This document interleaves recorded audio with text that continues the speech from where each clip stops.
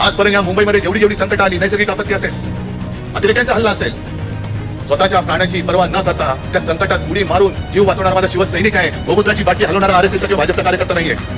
यांच्यासारखं माझं हिंदुत्व नाहीये की इकडे पाकिस्तानचा निषेध करायचा आणि तिकडे जाऊन दुबईमध्ये जाऊन हिंदुस्थान पाकिस्तानची क्रिकेट मॅच बघत बसायचं पाकिस्तानी माणसाबरोबर. हे आमचं हिंदुत्व नाहीये. ही खेळ मला बाळासाहेबांनी शिकवलेलं नाहीये.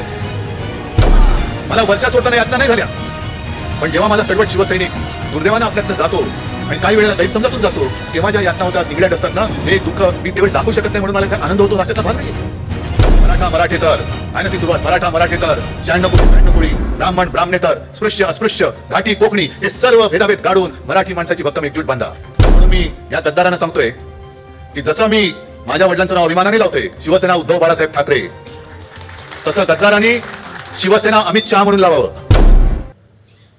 हिंदुत्ववादी म्हटल्यानंतर ज्या बांगलादेशमध्ये हिंदूंचा अनन्वित छळ होतोय, आता तिथल्या बातम्या येणं बंद झालंय. त्या बांगलादेश बरोबर क्रिकेटची मॅच खेळायची, पाकिस्तान बरोबर क्रिकेटची मॅच खेळायची आणि आम्हाला तुम्ही हिंदुत्व आणि देशप्रेम शिकवणार.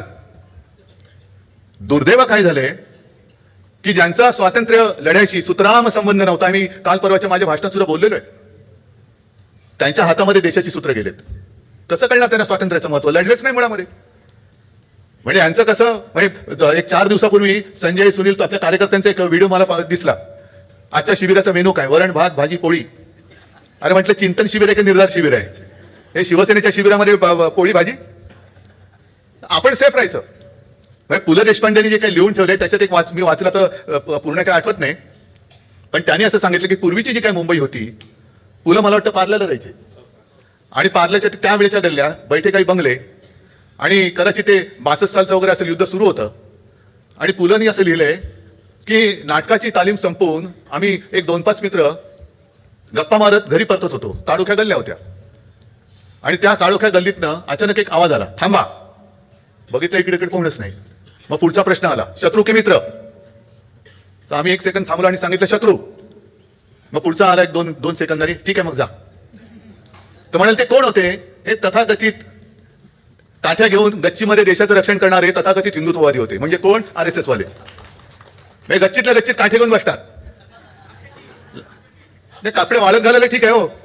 पाकिस्तानबरोबर युद्ध करताना स्वतःच्या गच्चीतनं लाठ्या काठ्या घेऊन देशाचं रक्षण आणि देशप्रेम शिकवणारी ही लोक आज देश चालवत आहेत.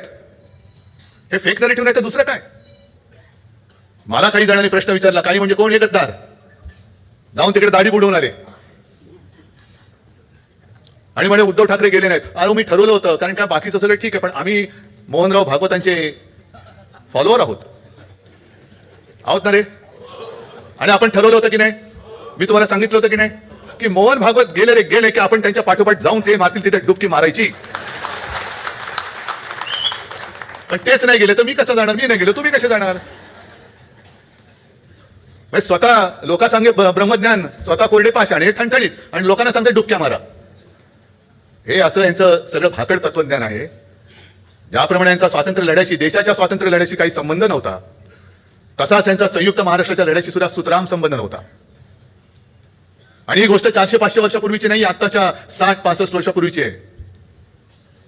जे परवा येऊन गेले ना इकडे, अनाजी पंत जोशी घाटकोपरमध्ये बडबडून गेले की घाटकोपरची भाषा ही गुजराती आहे. अहो तुमच्या बापांनी नाही दिली आम्हाला मुंबई मराठी माणसांनी लढून बलिदान करून मिळवलेली आहे. त्याच्यामुळे आम्हाला शिकवलं जाऊ नका. त्यावेळेला संयुक्त महाराष्ट्र जागा वाटपावरनं फोडणारी ही अवलाद जनसंघाची, हिला ना मुंबईबद्दल, मराठी भाषेबद्दल काही प्रेम आहे, ना देशाबद्दल काही प्रेम आहे. आता अधिवेशन सुरू आहे. देवेंद्र फडणवीस काल परवाकडे बोलले, काय कशाचा काय संबंध? कामाला स्थगिती द्यायला मी काय उद्धव ठाकरे आहे का? अहो तुम्ही उद्धव ठाकरे होऊ शकत नाही. हेच तर तुमचं दुःख आहे. कारण नुसतं माझ्या राज्याचं नुकसान होऊन मालकाच्या मित्राच्या खिसे भरणाऱ्या कामांना नुसती स्थगिती नाही तर ठामपणे नकार दिला तिकडे उद्धव ठाकरे पाहिजे. ते देवेंद्र फडणवीस सारख्या एरागबळचं काम नाही येते. आणि देवेंद्रजी तुम्हाला उद्धव ठाकरे व्हायचं असेल तर उद्या अर्थसंकल्प जाहीर होतोय. जसं मी माझ्या नागपूरच्या पहिल्या अधिवेशनामध्ये माझ्या शेतकऱ्यांची कर्जमुक्ती केली होती, तशी तुम्ही उद्या माझ्या महाराष्ट्रातल्या शेतकऱ्यांना कर्जमुक्त करून दाखवा. मी माझ्या वचननाम्यातलं पहिलं वचन गोरगरिबांना 10 रुपयामध्ये शिवभोजन हे माझ्या नागपूरच्या पहिल्या अधिवेशनात जाहीर केलं होतं. तुम्ही माझ्या महाराष्ट्रातल्या माता भगिनींना 2100 रुपये उद्याच्या अर्थसंकल्पात जाहीर करून दाखवा आणि मग माझ्याशी बरोबरी करा. मी कोणत्या कामाला स्थगिती दिली होती? जरूर दिली होती. आरे कॉलनी मधल्या त्या वृक्षतोडीला मी जरूर स्थगिती दिली होती आणि सरकार राहिलं असतं तर तुम्ही रद्द करून कांजूरला आता तुम्ही ज्या अडाणीच्या घशामध्ये जी जागा घातली तिकडे कांजूर मार्गला माझ्या मेट्रोचं स्टेशन करून दाखवलं असतं. पण सगळं काही उचलून तुम्ही गुजरातला पळून नेताय. तुमचे मालक तिकडे बसलेत. आमचं गुजरात्यांबद्दल काही भांडण नाहीये. पण ही लोक येऊन आता तो जो काही भाषिक प्रांतवाद करतायत, म्हणजे देशाला स्वातंत्र्य मिळाल्यानंतर भाषावर प्रांत रचना झाली. गुजराती लोकांना गुजरात मिळालं, त्यांना त्यांची राजधानी मिळाली. उत्तर प्रदेशमध्ये तसंच मध्य प्रदेश तयार झाला, उत्तर प्रदेश तयार झाला, बिहार झाला, सगळे प्रदेश तयार झाले. त्यांना त्यांची भाषा आणि त्यांची राजधानी मिळाली. मराठी माणूस म्हटल्यानंतर मराठी माणसाला कोणी किंमतच देत नाही. मराठी काय करेल मराठी? आणि हे असे गद्दार आहेत. मराठी माणूसच मराठी माणसाचा घात करतो. म्हणून ती जी काय खेकड्याची गोष्ट आहे की इतर सगळ्या माशांच्या टोपलीवरती कवर टाकतात पण खेकड्याच्या टोपलीवरती नाही का? कारण तेच एकमेकांचे पाय खेचतात. तसंच गत दुर्दैवाने आपली झालेली. कधीतरी आपण ह्या आपली जी काय प्रवृत्ती आहे ती तोडून आपण सगळ्यांच्या पुढे जाऊ शकणार आहोत की नाही हे या शिबिरात काय ठरवणार असाल तर तुम्ही निर्धार करा. किती दिवस बसायचंय? हिंदुत्व आहेच ना. पण शिवसेना प्रमुखांनी जे सांगितलं होतं की मी महाराष्ट्रामध्ये मराठी आहे आणि देशामध्ये मी हिंदू आहे. असे मी गुजरातमध्ये गुजराती आहे पण देशामध्ये मी हिंदू आहे. बिहारमध्ये बिहारी आहे पण देशामध्ये मी हिंदू आहे. ही आमची हिंदुत्वाची व्याख्या आहे. आज संपूर्णपणे तुम्ही नासून टाकताय हिंदुत्व. जय श्रीराम. अहो जय श्रीराम आम्ही सुद्धा म्हणतो, पण आम्हाला भाजपा मुक्त राम पाहिजे. हा राम तुम्ही तुमचा त्याच्यावरती शिक्का उमटू शकत नाही. राम आमचा सुद्धा आहे. आणि म्हणूनच मी माझ्या शिवसेनेच्या वचननाम्यामध्ये जे वचन दिलं होतं पुन्हा मी करणारच. राज्य तर आपण आणणारच. हे असं तसं नाही मी सोडणार आहे ना. असं तसं सोडणार नाही. आपलं सरकार आल्यानंतर प्रत्येक जिल्ह्यात मी आपल्या दैवताचं छत्रपती शिवाजी महाराजांचं मंदिर उभारून दाखवणार म्हणजे दाखवणारच. आम्ही जय श्रीराम बोलूच, पण त्यांना तुम्हाला सुद्धा भाजपवाल्यानो जय शिवराय, जय शिवाजी, जय भावनी बोलायला लावलंच पाहिजे आणि ते तुम्हाला आम्ही लावूच. जर तुम्हाला कोणी बोलला जय श्रीराम ठीक आहे, जय श्रीराम पण जय शिवाजी जय भावनी पण बोल, तोपर्यंत त्याला सोडू नका त्याला. तर तुम्ही आता आम्हाला दैवतावरून भांडणं लावायला निघालात. आजपर्यंत या मुंबईमध्ये जेवढी संकट आली, नैसर्गिक आपत्ती असेल, अतिरेक्यांचा हल्ला असेल, स्वतःच्या प्राणाची पर्वा न करता त्या संकटात उडी मारून जीव वाचवणारा माझा शिवसैनिक आहे. गोमूत्राची बाटली हलवणारा आरएसएसचा किंवा भाजपचा कार्यकर्ता नाहीये. हे जे शिवसेना प्रमुखांचं मगाशी भाषण दाखवलं ना तेच आंग आपल्या अंगामध्ये पाहिजे. का पाहिजे परत शिवसेना प्रमुखांचं भाषण? तुम्हाला दिलं ना तुम्हाला त्यांनी. अरे संपूर्ण आयुष्य त्यांनी उधळून टाकलं आपल्यावरती. काय आपण आपल्याला त्यांनी जी काय जडणघडण केली ती काय अशीच नुसती काय मातीचे गोळे बनवायला नाही केली. जो महाराष्ट्र आपण म्हणतो दगडांचा देश आहे. होय आम्ही आहोत, दगड आहोत. आणि माझे आजोबाजे बोलायचे की देव काय शेंदूर फासला तर दगडाला शेंदूर फासलं तर देव, नाही तर तो धोंडा आहे. आम्ही धोंडे आहोतच. जो कोणी आमच्या महाराष्ट्राच्या मुळावर येईल त्याचा कपाळ मोक्ष करण्याची ताकद आमच्या या सगळ्या मराठी मनामध्ये आहे. आणि मग अशा वेळेला त्या ज्या काही कवितेच्या ओळी आहेत, माझ्या मना बंद दगड बनवून आपण यांना सामोरं गेलं पाहिजे. हे सगळे आपल्याला पिळवटून टाकतायत. अगदी म्हणजे त्यांची ज्या दिशेने वाटचाल सुरू आहे. आता संजय तुम्ही जे सांगितलं, जसं पुतीन जिंकला, हिटलर सुद्धा जिंकला होता. हिटलरचा जर का तुम्ही इतिहास पाहिला तर हिटलरला सुद्धा 90%, 95%, 97% मतं मिळाली होती. पुतीनला सुद्धा आता अलीकडच्या काळामध्ये बहुमत मिळालेलं आहे. आणि तसंच ह्यांना बहुमत मिळते. हे बहुमत खरं मत नाहीये. ही सगळी लांडी लबाडी करून मिळवलेली सत्ता आहे. जर कोणी अगदी आहेत ना, मी तुम्हाला मगाशी संबोधित करताना हिंदू बांधवांनो, भगिनी आणि मातांनो म्हणालो, पण इकडे काही मुस्लिम असतील, काही ख्रिश्चन असतील, पण ठीक आहे आपल्यासोबत आले ज्यांना आपलं हिंदुत्व मान्य आहे. कारण आपलं हिंदुत्व हे देशप्रेमाशी निगडीत आहे. ते ज्यांना मान्य आहे, तो मुस्लिम असला तरी आमचा आहे, मी जाहीर सांगतो.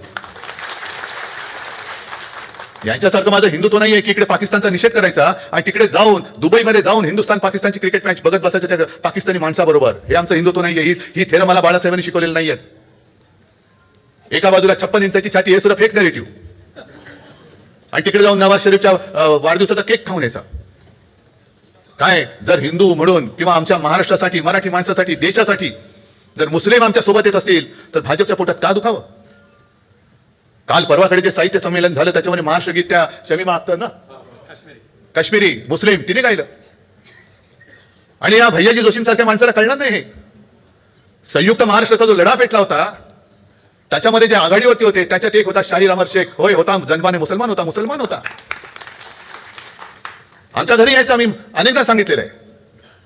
शिवाजी पार्कला राहत होतो आम्ही, त्यावेळेला आजोबांकडे सगळी लोक यायची, कारण आजोबा माझे तेव्हा सेनापतीसारखे लढत होते.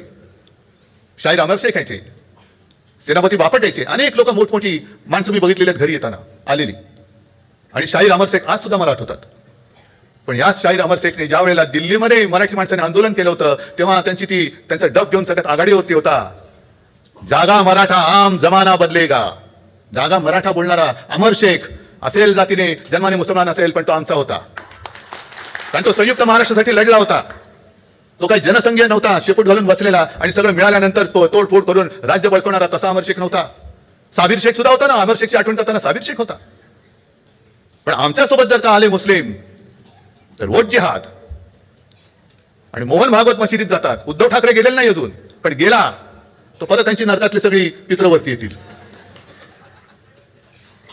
मोदी म्हणतात की लहान असताना त्यांच्या घरी ईद आजूबाजूला साजरा व्हायचा, सगळे मुस्लिम जे काय होते त्यांच्या घरनं जेवण यायचं. आता यांच्यासाठी खास बटाट्याची भाजी आणि पुरी बनवून द्यायची, त्याला आपण काय करायचं?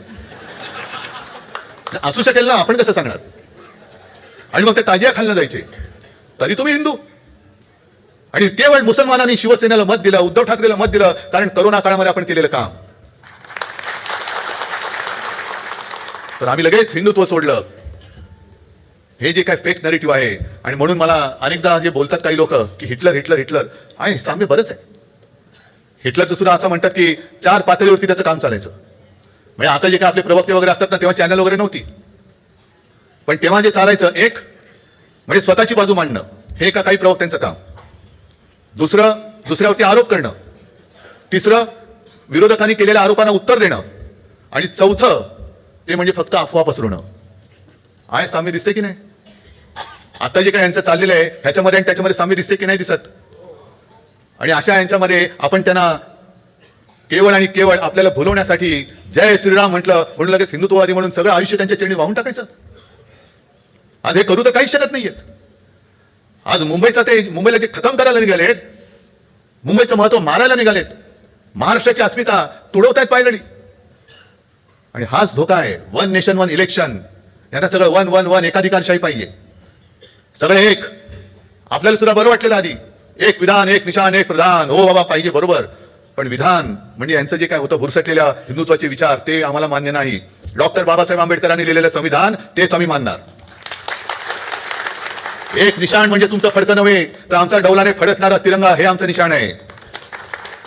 आणि एक प्रधान म्हणजे ईव्हीएम आणि बोगस मतदाराने निवडून आलेलं नाही, तर लोकशाहीच्या माध्यमातून निवडून आलेला आमचा पंतप्रधान, हे आम्हाला मान्य आहे.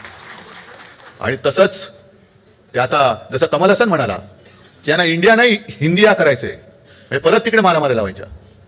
आणि हे जेव्हा मी वाचलं तेव्हा माझ्याकडे रोज कोण ना कोणतरी येत असतं.